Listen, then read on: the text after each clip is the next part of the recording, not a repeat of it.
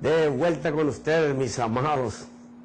Había un problema ahí para empezar algo, pero ya estamos aquí. Estaba comentándoles que en mis planes estaba aquí para marzo o abril terminar toda la exposición de lo que es el templo de Dios en nosotros, nuestro santuario.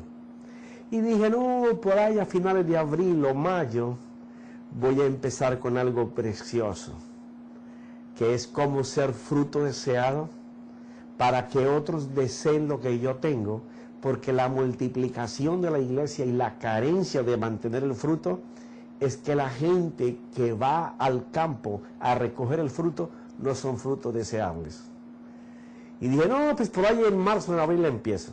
Pero hace como una semana y media atrás, el Señor me dijo, no, quiero que te detengas. Y por 3 meses voy a estar contigo antes de que empieces esa serie. Y he visto cómo he hecho conexiones con personas que voy a aprender mucho sobre esta área. Y entonces, pues, este no solamente es el último programa del año 2010, sino que a partir de este programa voy a estar 3 meses sin enseñar en ningún lugar, en ningún púlpito, solamente escuchando y aprendiendo. El próximo programa será marzo 14 del 2011. Pero bueno, estamos hablando sobre este templo hecho por Dios, esto que fue una sombra en nosotros, que es el santuario de Dios. Y hoy nos corresponde hablar del Salmo 23:4. Siempre estoy ligando el Salmo 23 con Juan capítulo 10. Tienen mucho que ver entre sí. Casi la mayoría de las veces usted va a escuchar enseñanzas del Salmo 23, 1, 2 y 3. Y al 4 le pasan muy rápido y al 5 hacen mucho énfasis. Pero resulta que el número 4, no solamente numerológicamente o escatológicamente, en numerología bíblica tiene mucho sentido y mucho conocimiento, porque no solamente de 4 columnas está hecha la puerta, sino que el 4 tiene mucho significado. Y ahora que vamos a tomar el Salmo 23:4, usted se va a dar cuenta de lo que le estoy diciendo. Dice así, Salmo 23:4. Aunque pase por el valle de sombra de muerte, no temeré mal alguno, porque tú estás conmigo.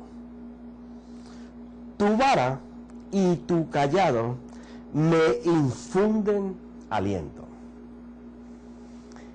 El núcleo de este contenido es que aunque él pase por el valle de sombra de muerte, él no va a temer ningún mal, porque la vara y el cayado en las manos de Dios le infunde aliento. Y de eso es que vamos a estar hablando en esta noche. Y pues si el tiempo no me alcanzara, estaremos hablando en marzo, porque si mucho llegaremos a la vara. Y la vara y el cayado son fundamentales para alguien que pasa por la puerta y se identifica que el Señor Jesús es su vara y su cayado. He apuntado algunas cosas. Bueno, porque como este es uno de los textos que más todo el mundo maneja, el Salmo 23, siempre obviamos el versículo 4. Pero vamos a ver qué quiere decir. Aunque pase por valle de sombra, de muerte, no temeré mal alguno, porque tú estás conmigo. O sea, David en este Salmo está suponiendo que aunque él pasara por el lugar ya ni siquiera de aflicción, sino de el lugar de la muerte, él no va a temer en ese instante, porque la vara y el cayado de Dios le infunden a él confianza. Y entonces seguí escribiendo lo siguiente. Entendemos por esos momentos de oscuridad, el valle de muerte, Aquí hay momentos en nuestra vida de conflicto, opresión, abatimiento, por las circunstancias en que nos vemos envueltos, como si no halláramos salida. Como el valle de sombra, aquellos momentos en que nosotros nos preguntamos, ¿y dónde está nuestro Dios? ¿Y dónde está lo que he diezmado, lo que he ofrendado, las oraciones, mis alabanzas, la consagración? ¿Y dónde está? ¿Y todo esto que me está pasando? Porque a veces no tenemos la respuesta delante de lo que estamos viviendo. Y entonces nuestros ojos se enfocan en la circunstancia, en el valle de muerte. Y este versículo es muy poderoso porque nos va a hacer discernir en dónde debe de estar nuestra confianza para pegarnos a la sujeción de lo que nos garantiza nuestra confianza, que es la vara y el cayado. Y dice así, como en el valle de sombra. Y cuando habla de sombra, está hablando de lo que refleja la silueta o la persona viva cuando está en pie.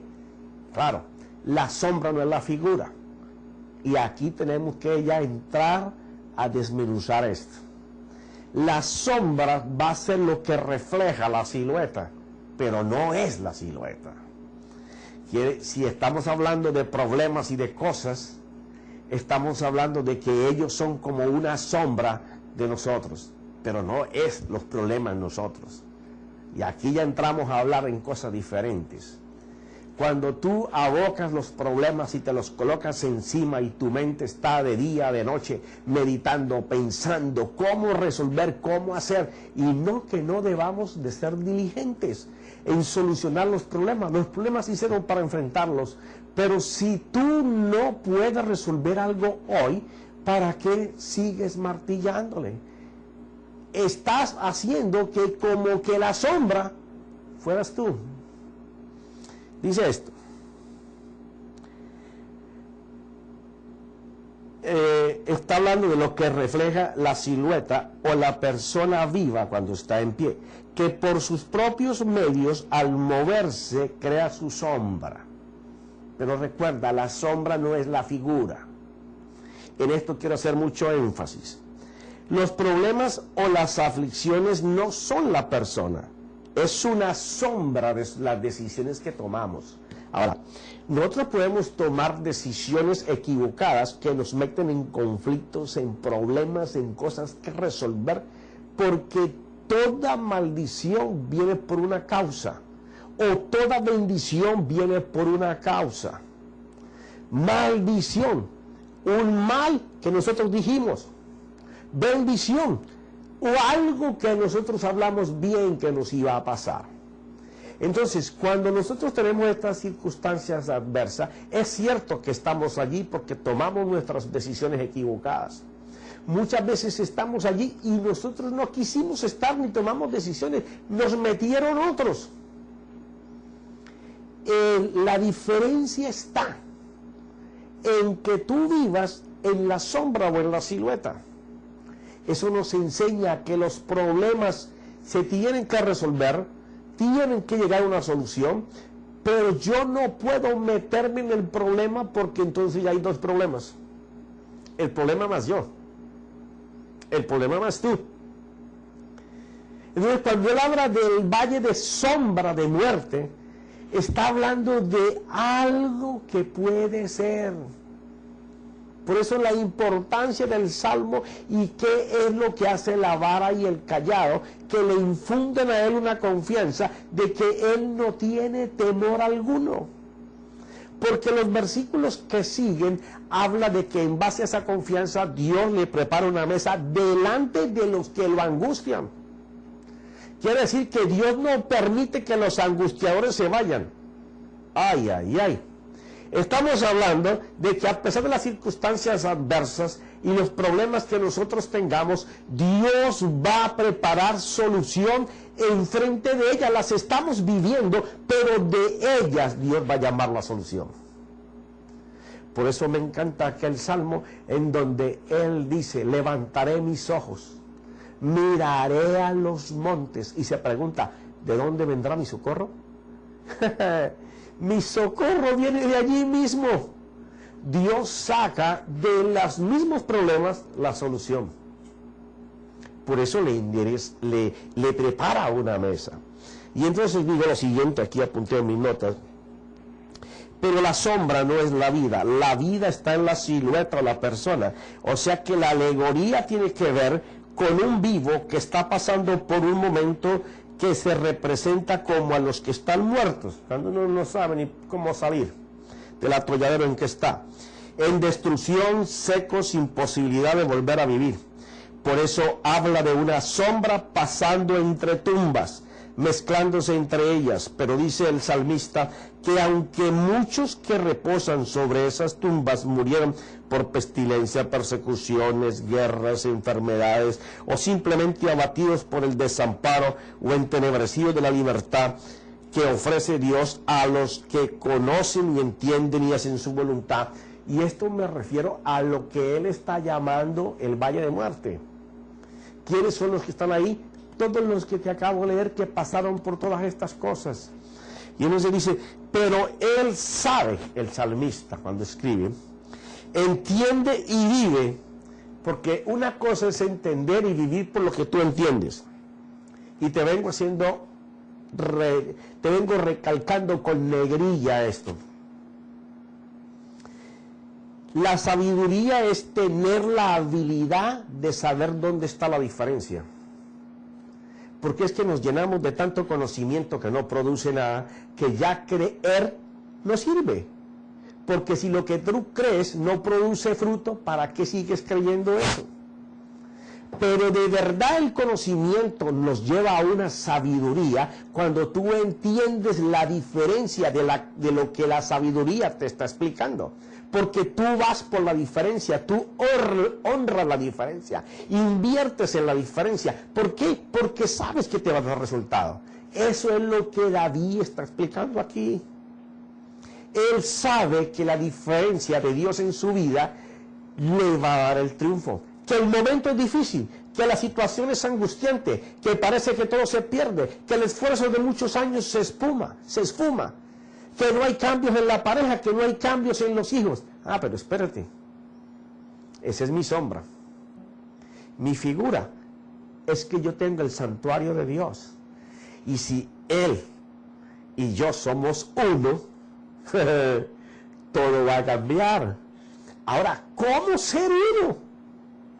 Para tener esa fortaleza y esa firmeza de la que Él está hablando aquí, porque Él, al decir, aunque pase por valle de sombra de muerte, no temeré mal alguno, no temerá nada, porque tú estás conmigo, no es que estarás, no, Él afirma que no le importa lo que está pasando, esa sombra, esa aflicción, ese dolor, porque Dios está con Él.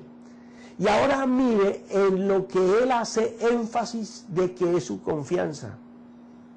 Él era un pastor, conocía de esto. Habla de la vara y el callado. La vara y el callado en la mano de Dios le asegura a él que va a salir. Entonces es importante detenernos a ver qué representa la vara y qué representa el callado. Y escribí aquí, pero él sabe, entiende y vive que él no pasará por esos temores que acortan la vida física y logran la separación de disfrutar la presencia de Dios en nuestro santuario. Porque cuando la manifestación de la diferencia de la sabiduría tú la vives y la haces, tú vives en el reino de Dios. Haces que el reino de Dios se establezca primero en tu corazón y después en los hechos de la vida. Porque ¿de qué sirve un evangelio que no podamos materializar? ¿Teología y doctrina? ¿Doctrina y teología? ¿Quién come y quién avanza con solo doctrina y teología?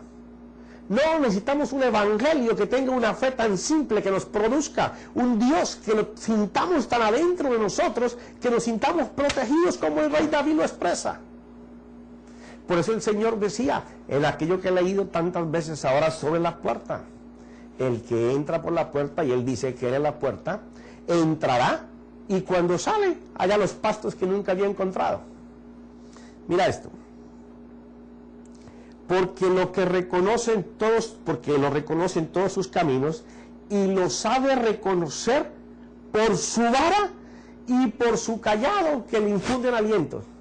David sabe reconocer que la presencia de Dios en su vida, por lo cual no tiene temor, porque puede ver la vara y puede ver el cayado.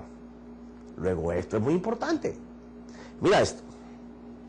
O sea que David conocía de su presencia a su lado porque lo inspiraba, le inculcaba fuerza en medio de sus debilidades, de tal manera que él le hablaba no solo para reanimarlo, sino que se sentía sanado, revivido, listo para conquistar sus metas, sus sueños, crearlos, desarrollarlos, mantenerlos.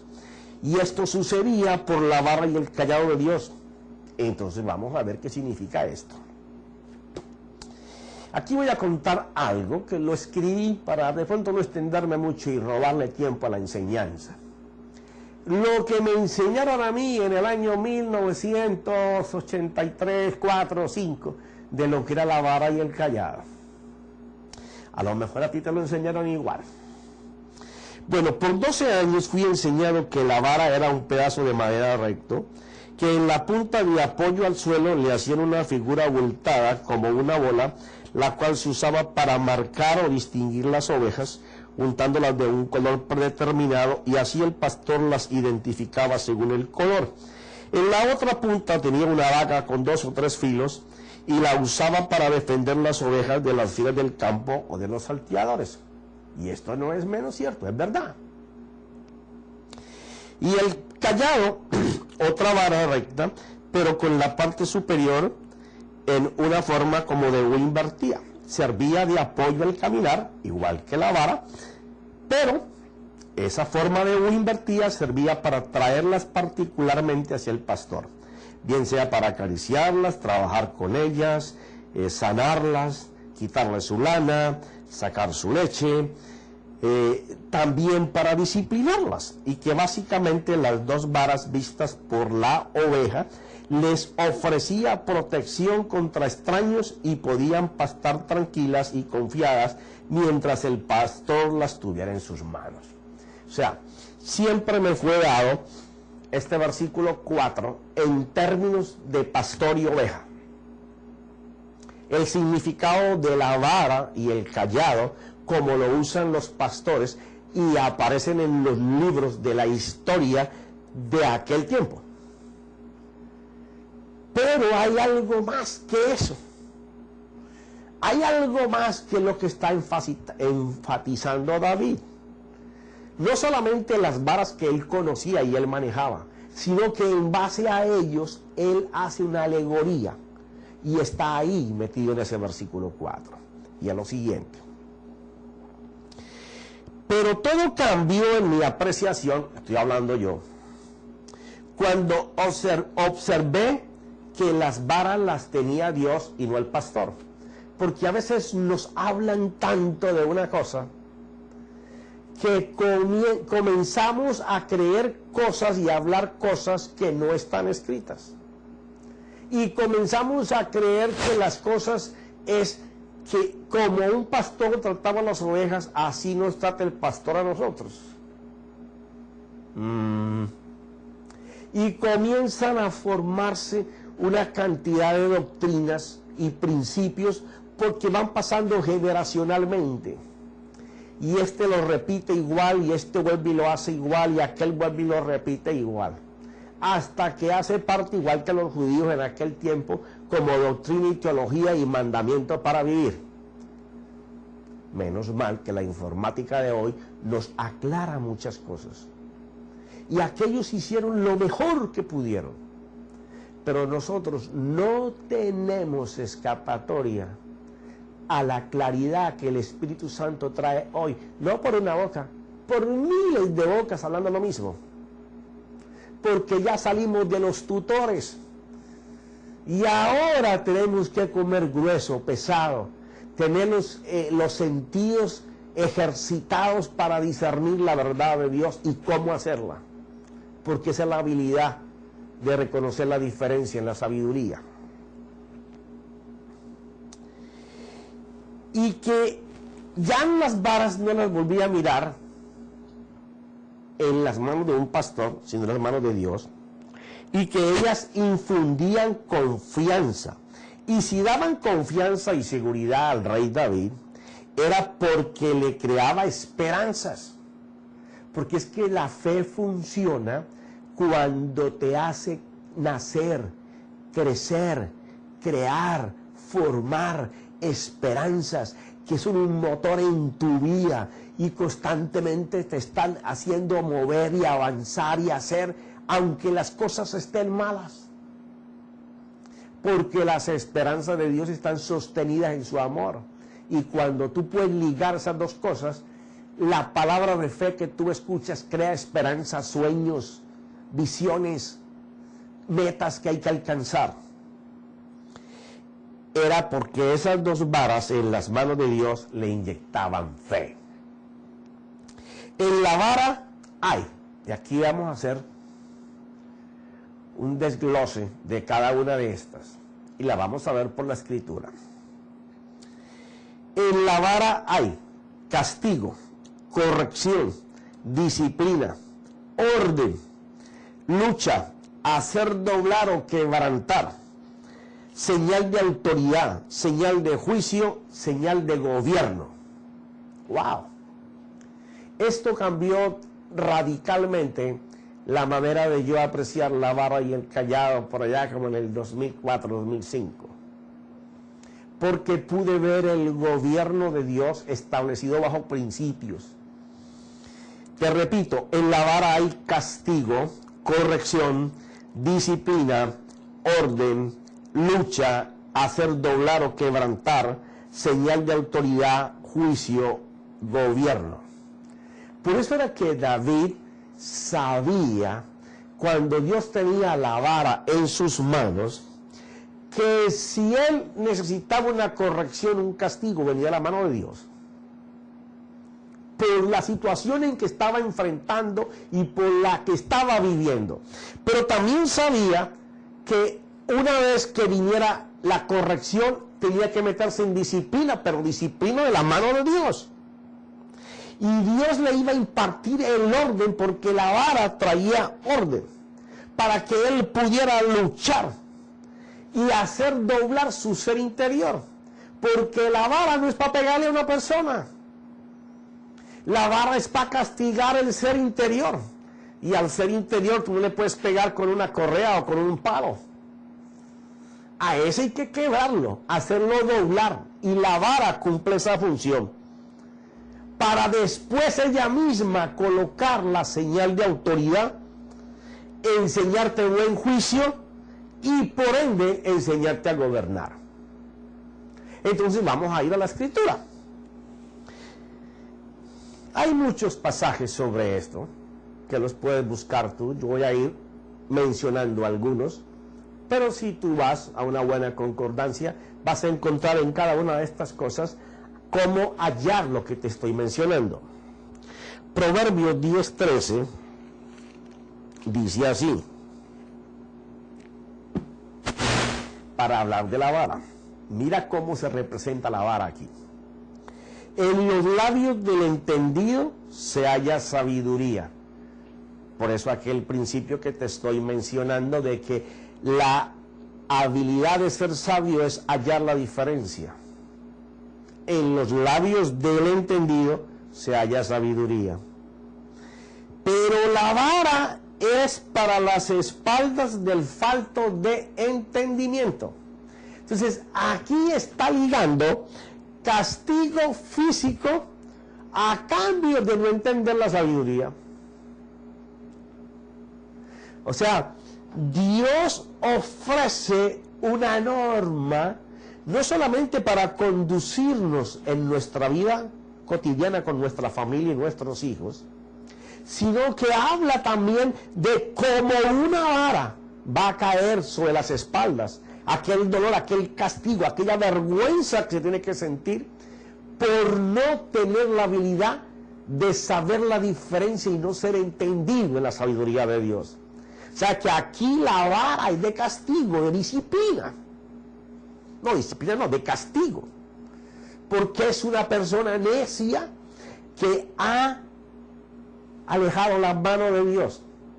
¿Dónde está la mano de Dios, profeta? En su sabiduría. En su sabiduría.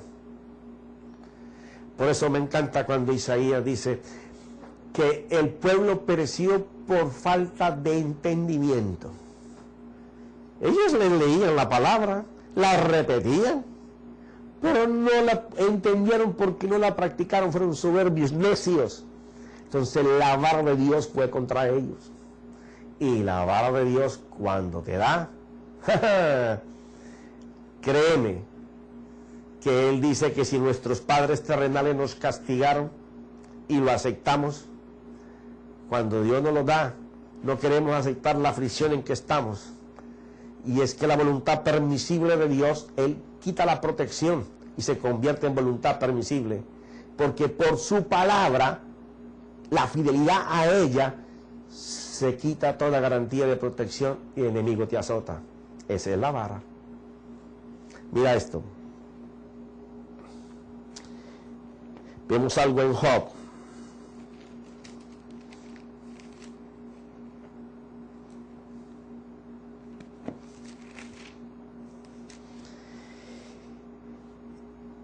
El que, hablando Job del Señor, dice, que Él quite de mí su vara y no me espante su terror. ¿Por qué Job está mencionando que el Dios quite la vara de encima de mí? Que el Dios quite la vara de encima de mí. ¿Por qué razón?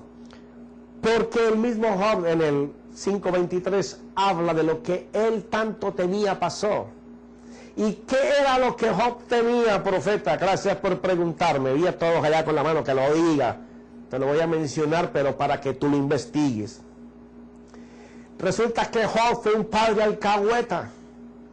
Alcahueta en colombiano quiere decir que le pasaba por alto las faltas a sus hijos. Sí. Sabía que estaban en bacanales, en fiestas, sus hijos y sus hijas, y él venía y hacía holocaustos por si habían pecado. Pero siempre tuvo temor de que Dios fuera a actuar. Porque aunque él hacía holocausto por ellos, él no tuvo la autoridad para disciplinar su familia. Por esa razón, lo que él tenía que le pasara ahora, ¿era un hombre recto, justo? ¿No dice la Biblia que sí? ¿Acaso David no lo fue? David fue un hombre que el Señor dijo que su corazón era conforme a Dios, por la intimidad que él quería con Dios. Pero usted no va a encontrar un padre más desastroso en toda la Biblia que la familia del rey David. Yo sé que esto te está molestando. Abre ambos oídos así. Lee la historia del rey David.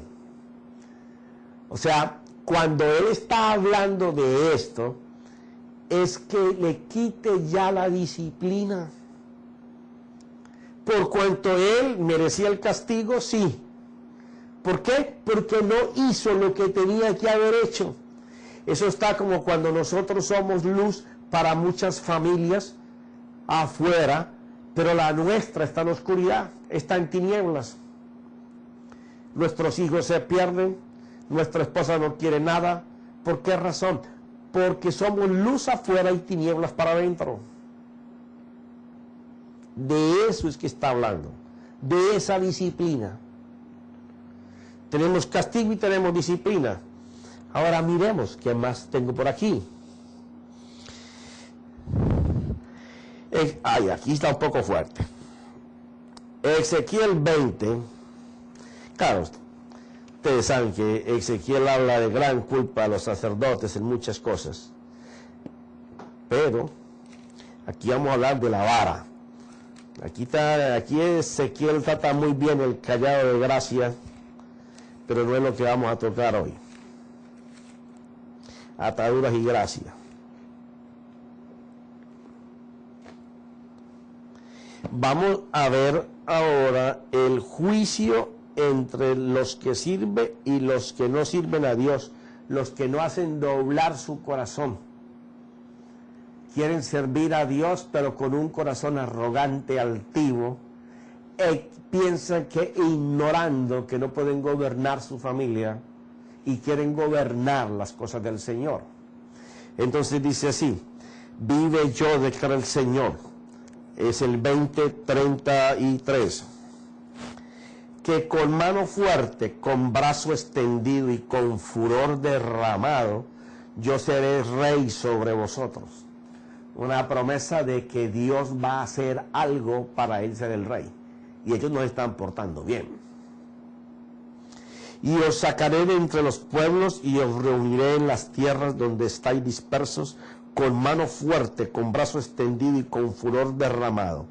Y os llevaré al desierto de los pueblos, y allí entraré en juicio con vosotros cara a cara. Como entré en juicio con vuestros padres en el desierto de la tierra de Egipto, así entraré en juicio con vosotros, declara el Señor, y os haré pasar, os haré pasar bajo la vara, y os haré entrar en el vínculo del pacto, y separaré de vosotros a los rebeldes, a los que me han transgredido contra mí, y los sacaré de la tierra donde peregrinan, pero no entrarán en la tierra de Israel, y sabréis que yo soy el Señor. Aquí está hablando el Señor de una vara de corrección, disciplina, de orden. ¿Qué está diciendo el Señor? Bueno, que ellos,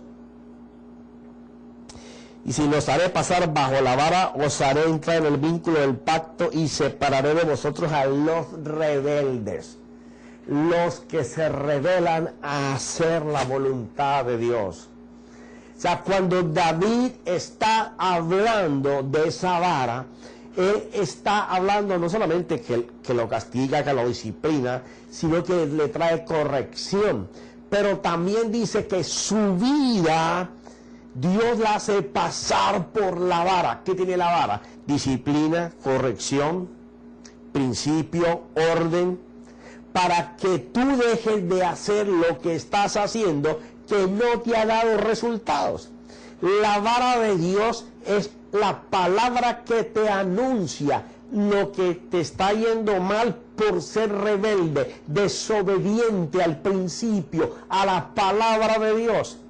La vara de Dios es aquello que establece por su palabra como el camino por donde se debe caminar. Por esas razones que el Señor Jesús decía: yo soy el camino. Él es el orden, Él es la vara. Cuando nosotros nos colocamos debajo de la autoridad, entonces no habrán rebeldes. Porque estaremos bajo la vara que corrige, que disciplina, que ordena. ¿Por qué? Porque aquel que toma la palabra es aquel que puede estar bajo la vara. Por eso el rey David hablaba de que la vara en la mano de Dios le infundía a él confianza.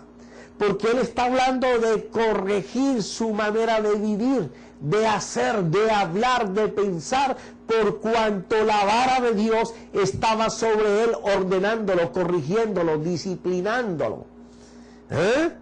Para que él pudiera lograr la corrección. O sea que cuando nosotros tomamos la palabra como la medida, no mires la vara como aquello que te azota. Mira la vara como la palabra de Dios que va a medir tus pensamientos, tus ideas, tus conceptos, tus apegos, lo que hablas y lo que haces. La vara como palabra es una medida que te anuncia. Esa es la confianza que te anuncia antes de que procedamos en qué manera la palabra se va a convertir, como lo decía Proverbios, en bendición para nuestras vidas o en castigo para nuestra vida, dependiendo de lo que tú escojas. La maldición es decir malas cosas y por ellas vivimos y las hacemos. La bendición es decir cosas buenas. La vara lo que te disciplina, te corrige, te ordena para que nosotros vivamos en base a la palabra como disciplina, como orden. Entonces, claro, el rey David decía, cuando tu vara está en tu mano y con ella me estás instruyendo, corrigiendo, disciplinando, quebrantándome, allí es cuando yo no seré soberbio, no seré orgulloso, no desecharé tu palabra, porque recuerda que en base a que la vara de Dios estaba sobre él y él la aceptaba, era que venía la bendición. Pero nos gusta el Salmo 23, el 1, el 2 y el 3. ¡Ah! ¡Qué rico! Pero no queremos el 4. Y el 4 es el eje de la bendición del Salmo 23. Porque el que se afinca en la vara y el callado va a obtener todo lo que dice el Salmo 23. Y lo que dice Juan capítulo 10, versículo 9. Claro. Queremos que Dios nos bendiga en todas las cosas y ahí no, somos escogidos por Dios. No lo escogimos nosotros, Él nos escogió a nosotros. Y si nosotros llevamos frutos para la eternidad, Dios nos da todo lo que queramos. Sí, Dios lo dijo. Pero tenemos que ir bajo la vara y el callado. Profeta, que estamos en la gracia. ¿Y qué? Y es que en la gracia no hay que ordenar la palabra, disciplinar nuestra vida por ella, corregirla por ella, someternos a obediencia, quebrantar todas nuestras cosas para que sea Él en nosotros. Hasta donde yo tengo entendido, la Biblia habla que mi bendición depende de la vida de Dios conmigo y que yo con Dios. No que esto es por gracia, sí, porque yo no la merecía y Él me la está ofreciendo. Es un atributo divino. Lo que pasa es que no estamos preparados a veces para tomar los pensamientos divinos y meterlos en esta mente que piensa humanamente. Por eso, mientras el culto racional esté todo mezclado, tu intelecto con tus emociones, tus sentimientos y tus afectos, tu voluntad siempre va a coger hacia ellos.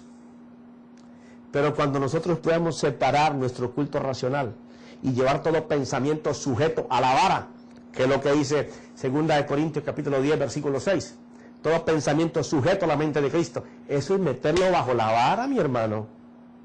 Ahí está la bendición. Mira, 1 Corintios 4, 19, 21, porque miramos como la vara también representa autoridad en la mano de Aarón. Cuando se rebelaron otros que pensaron que podían ser sacerdotes, que por qué la exclusividad de Moisés con el hermano Aarón, Dios hizo que la vara de Aarón floreciera, siendo ya vara seca. Principio de autoridad y de cobertura de Dios por estar bajo la vara. Pero miremos el Nuevo Testamento que dice el apóstol Pablo. 1 Corintios 4.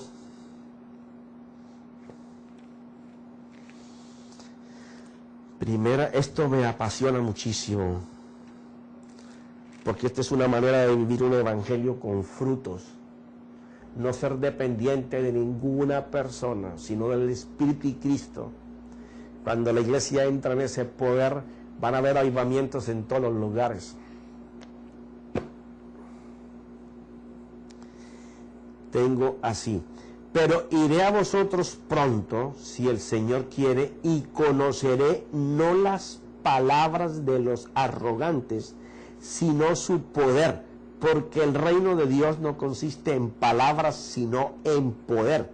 O sea, la vara hace eso. Cuando tú estás con la vara del Señor sobre tu vida, ya no tienes conocimiento, solamente palabras y palabras y palabras. No. Ahora tú puedes apreciar en el conocimiento la sabiduría de Dios y votar y caminar por la diferencia. Entonces ya no es solamente hablar palabras del Evangelio. Es impresionante cómo ahora hay gente que solamente está hablando de lo que Pablo hizo, de lo que Pedro hizo, de lo que hicieron los apóstoles, y se gasta todo el tiempo en aquellos que dieron su vida hablando del Señor en la cruz y del Señor resucitado. O han cambiado las cosas o las hemos cambiado con el tiempo, pero hay que retomar la verdad del Evangelio. Toda la Biblia, inclusive todo este tabernáculo, lo que nos enseña es al que iba a venir, al Cristo, al Mesías, al enviado, al que tenía que cumplir una misión. ¿Cuál era la misión? Establecer cómo una nación iba a cambiar las naciones del mundo. ¿Cómo? ¿Cuándo? Discipulando en Él, para que Cristo y el Espíritu Santo lleven la bendición a todos los lugares. Por eso el Evangelio no es solo palabras. El Evangelio es la unión de Cristo y el Espíritu. Es poder, es señal, es milagro. Es una palabra que entra como una espada y te divide. Pero ¿cómo llegamos allí? ¿Cómo podremos separar las intenciones del hombre con las intenciones que Dios tiene para nosotros? Bajo la vara de Dios, bajo la disciplina de Dios, bajo la medida de Dios, bajo la corrección de Dios, dejando de hacer las cosas que hemos hecho por tanto tiempo y no nos producen fruto de Dios siquiera. Porque hemos llamado a tener frutos de Dios que tengamos carro, casa, beca, los hijos estudiando. Aunque dentro de la familia eso sea un manicomio. No tratemos de tapar el sol con un dedo, no podemos. Metámonos en las cosas del Señor. Mira esto. Aquí miramos que la palabra tiene que convertirse en autoridad, en gobierno, pero no una palabra de conocimiento, una palabra en las manos del Espíritu.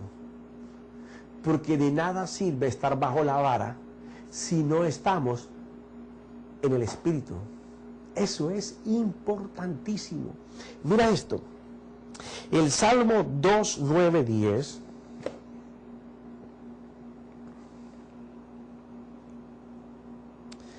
Voy a alargarme un poquito porque este es el último programa y quiero dejarlo hasta lo más cerca posible de su fin.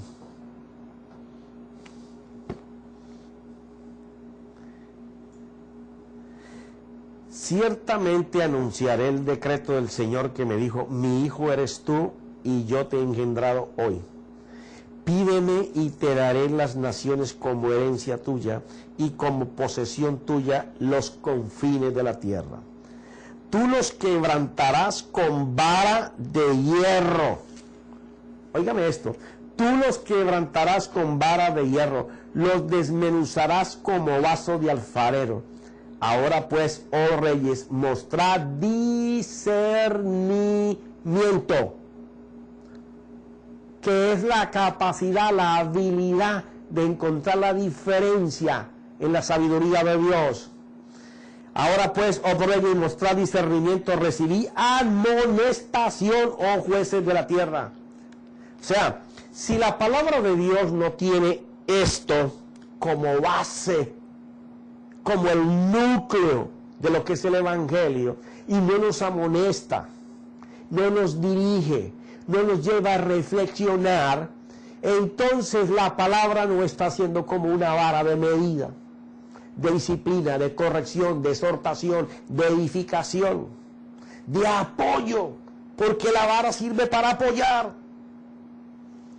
O sea, la única manera en que el Evangelio del Señor va a ser llevado en este tiempo a nivel de los medios a grandes cantidades de personas es cuando tengamos un Evangelio que lleve a la gente a reflexionar y haga los cambios. No una palabra acomodada a lo que nosotros queremos que pase para favorecer nuestros ministerios, sino la palabra que Dios quiere que el pueblo escuche, porque la palabra va a ser como un hierro que va a destrozar o va a edificar, va a corregir, va a amonestar. Por eso es que recalco tanto que tenemos que empezar a enseñar a la iglesia en meditar y reflexionar la palabra. Hemos leído tanta palabra que no sabemos para qué sirve lo que estamos leyendo.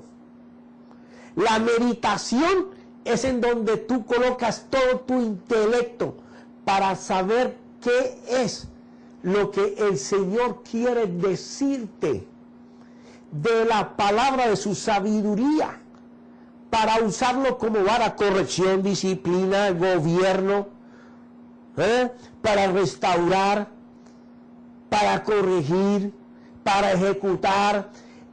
Nosotros tenemos que saber meditar en ella. Ahora, una vez que tú meditas en la palabra, ahora vas a reflexionar con tu vida. Ahí es donde donde la palabra se convierte en una vara. En poder examinar qué debo de cambiar, qué debo de corregir, qué debo de afirmar, qué debo de disciplinar en mi manera de pensar y de hacer y de hablar. No vamos a poder conquistar, aunque tengamos los medios de comunicación masivos, si no tenemos una palabra de cambio, si no tenemos una palabra que vaya apuntada con el dedo de Dios. Señal, milagro, transformación de hogares. El avivamiento de este siglo va a ser en las casas. Va a regresar a lo que la iglesia era. Crecían en las casas y mostraban el crecimiento yendo a la iglesia a recibir la voz de su pastor a través de alguien que se había consagrado para que Cristo y el Espíritu hablara por su boca. Sí, dame unos minutos más. Quiero terminar aquí en Hebreos 1:8.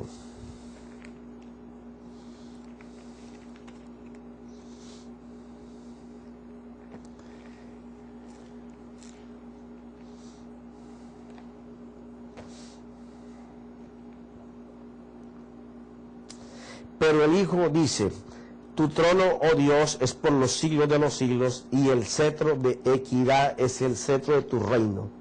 Has amado la justicia y aborrecido la iniquidad, por lo cual Dios, tu Dios, te ha ungido con óleo de alegría más que a tus compañeros. Y tú, Señor, en el principio fuiste los cimientos de la tierra, y los cielos son obra de tus manos. Ellos perecerán, pero tú permaneces.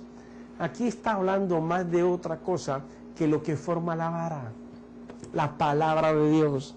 Dice que por la palabra por el poder de ella se sostienen las cosas. Cuando David está hablando de la vara, es que él reconoce el poder que hay en la disciplina de la mano de Dios, de la corrección de la mano de Dios, el quebrantamiento que viene cuando la vara como palabra está sobre nuestras vidas. Ella no está para azotarte, no, ella está para quebrar lo malo. Ella está para que tú puedas discernir, comprender que Dios desea que tú logres tus metas. Dios desea que tú alcances tu visión. Dios desea que tú conquistes, que tú poseas. Pero que esas cosas no sean mayor que el escuchar de Él. Que sean la consecuencia de que la palabra como vara sobre tu vida la ordena, la disciplina, la maneja, la gobierna. Entonces tú serás gobernador sobre posesiones que alcanzas por estar bajo la vara de Dios. Por eso David decía: tu callado y tu vara me infunden confianza. Yo puedo estar en muchos problemas, pero cuando yo te veo a ti con la vara y con el callado, yo hago lo que tenga que hacer porque sé que tú estás en control. Está hablando de esto. Está hablando de esto. Tenemos que seguir hablando sobre la vara y luego pasar al callado. Faltan algunas cosas sobre la vara que son muy importantes, pero ya mi esposa me dijo: se te acabó el tiempo. Y quiero agradecerles inmensamente toda la sintonía que han tenido para con nosotros, porque somos mi esposa y yo uno solo, y mi familia, de estar escuchando estos mensajes. Sé por los correos que muchos han sido bendecidos. Recibo mensajes del Cairo, del Líbano, de países árabes que me sorprenden muchísimo.